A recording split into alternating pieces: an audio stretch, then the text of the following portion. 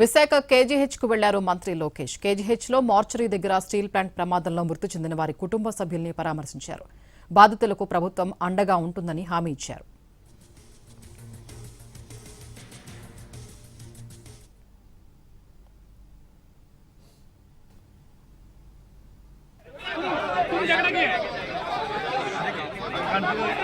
KGH కు వచ్చిన లోకేష్ తో వామపక్షాలు వాగ్వాదానికి దిగాయి.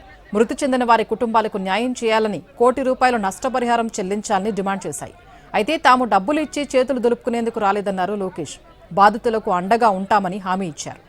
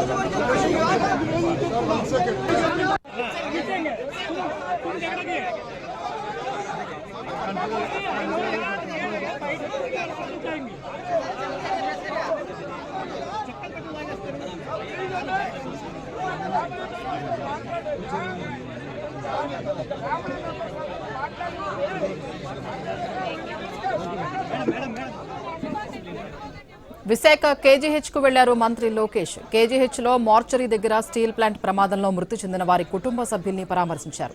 బాధితులకు ప్రభుత్వం అండగా ఉంటుందని హామీ ఇచ్చారు. కేజీహెచ్ కు వచ్చిన లోకేష్ తో వామపక్షాలు వాగ్వాదానికి దిగాయి. మృతి చెందిన వారి కుటుంబాలకు న్యాయం చేయాలని, ₹1 కోటి నష్టపరిహారం చెల్లించాలని డిమాండ్ చేశారు. అయితే తాము డబ్బులిచ్చి చేతులు దులుపుకునేందుకు రాలేదన్నారు లోకేష్. బాధితులకు అండగా ఉంటామని హామీ ఇచ్చారు.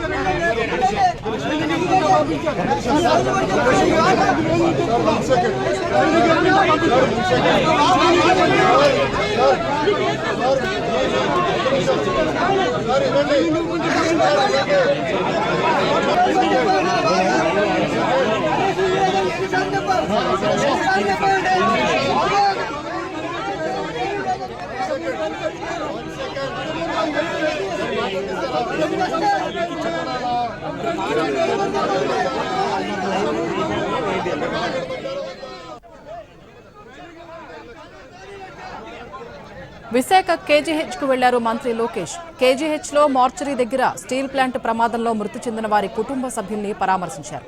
బాధితులకు ప్రభుత్వం అండగా ఉంటుందని హామీ ఇచ్చారు. కేజీహెచ్ కు వచ్చిన లోకేష్ తో వామపక్షాలు వాగ్వాదానికి దిగాయి. మృతి చెందిన వారి కుటుంబాలకు న్యాయం చేయాలని, ₹1 కోటి నష్టపరిహారం చెల్లించాలని డిమాండ్ చేశారు.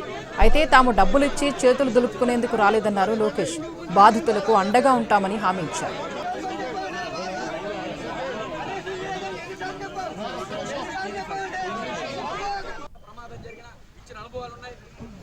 ఫార్మాసిటీలో యాక్సిడెంట్ జరిగితే ₹1 స్పాట్ లో ప్రకటించే ప్రమాదం జరిగిన ఇచ్చిన అనుభవాలు ఉన్నాయి.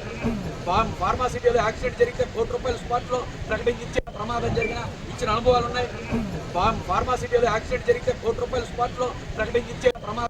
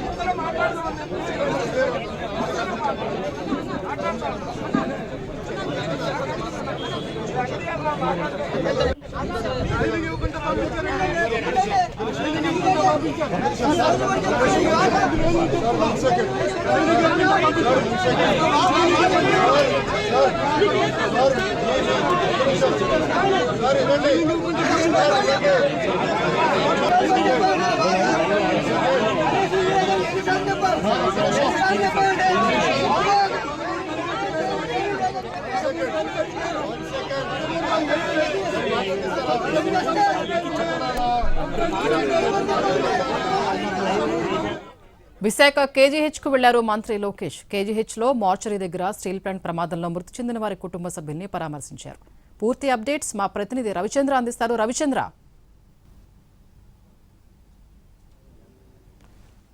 కేజీహెచ్ మార్చరీ దగ్గర కొద్దిసేపటి క్రితం మంత్రి నారా లోకేష్తో పాటు మరో కేంద్ర మంత్రి రామ్మోహన్ నాయుడు వీరంతా కూడా బాధితులను పరామర్శించారు. బాధితులకు సంబంధించి పూర్తిగా అండగా ఉంటామన్న భరోసాను మంత్రి ఇచ్చారు. అయితే అదే సమయంలో కాంపెన్సేషన్ విషయంలో కొంత డిమాండ్ చేస్తూ వామపక్ష పార్టీలు ఆందోళన చేశాయి. ఖచ్చితంగా వామపక్ష పార్టీలు తమ డిమాండ్ను నెరవేర్చాలని ₹1 పైన పరిహారం చెల్లించాలని కూడా డిమాండ్ చేసిన పరిస్థితి ఉంది.